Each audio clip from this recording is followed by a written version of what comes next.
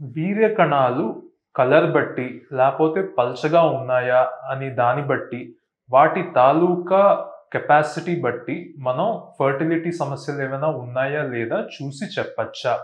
ఇది చాలామంది మగవారికొచ్చే డౌట్ అండి.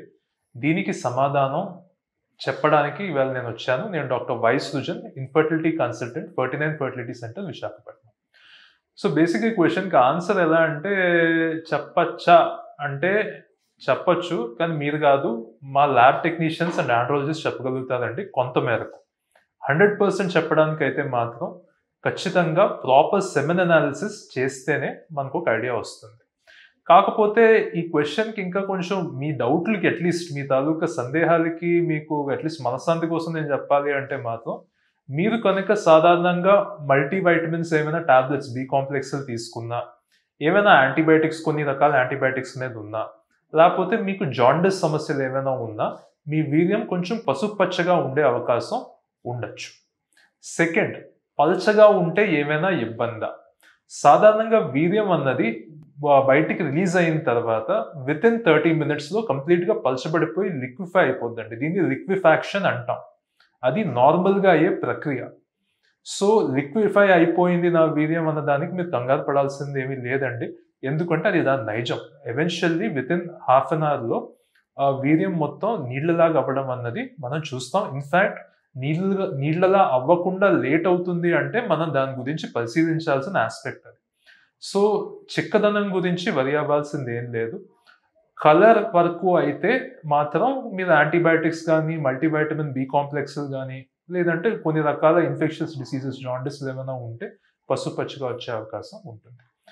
కాకపోతే ఈ సందర్భంలో నేను మీకు అనుకుంటుంది ఏంటంటే, వీర్యం తాలూకా స్పెసిఫికేషన్స్ ఇవన్నీ మనకి ప్రాపర్‌గా ఒక ఆండ్రాలజిస్ట్ ద్వారా మాన్యువల్ సెమెన్ అనాలిసిస్ అంటే మనిషి మైక్రోస్కోప్‌లో చూసి లెక్క పెట్టేదే సెమెన్ అనాలిసిస్‌లో గోల్డ్ స్టాండర్డ్ అండి. ఇప్పుడు మనకి కంప్యూటరైజ్డ్ సెమెన్ అనాలిసిస్ ఇయన్నీ గూడా ఉన్నాయి. వాటిల్లో వచ్చే లోటుపాట్లు ఏంటంటే, మీకు నార్మల్ కౌంట్స్ ఉన్నంత వరకు అవి చక్కగా చూపిస్తాయి. కానీ కౌంట్స్ లోవర్ సైడ్, లో కౌంట్స్, లో మొటిలిటీ ఉంటే మాత్రం కంప్యూటరైజ్డ్ సెమెన్ అనాలిసిస్ కాసా అంటారు. అది కొంచెం దెబ్బతినే అవకాశం ఉంటుంది. అలాంటప్పుడు మనం మాన్యువల్ సెమెన్ అనాలిసిస్‌కెళ్తేనే ఇంకా బెటర్‌గా వచ్చే అవకాశం ఉంటుంది. కానీ మాన్యువల్ సెమెన్ అనాలిసిస్ మనకి ట్రైన్డ్ ఆండ్రాలజిస్ట్ చేస్తే మనకి కొంచెం 100% ఒక బెటర్ అండర్‌స్టాండింగ్ వచ్చే అవకాశం ఉంటుంది. సో, దయచేసి ఎవరికైనా ఈ సమస్యలు ఉంటే మాత్రం try to go for the semen analysis by a manual method by a trained andrologist. ఈ ట్రైన్డ్ ఆండ్రాలజిస్ట్ అందరూ యూజువల్లీ ఫర్టిలిటీ సెటప్స్‌లో మేము వాళ్ళని పెట్టుకుంటామండి. ఎందుకంటే మాకు వాళ్ళ తాలూకా ఎక్స్‌పర్టీస్ చాలా నెసెసరీ ఉంటుంది. ఓకే.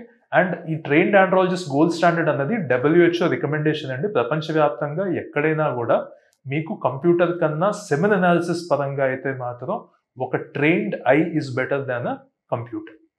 Thank you.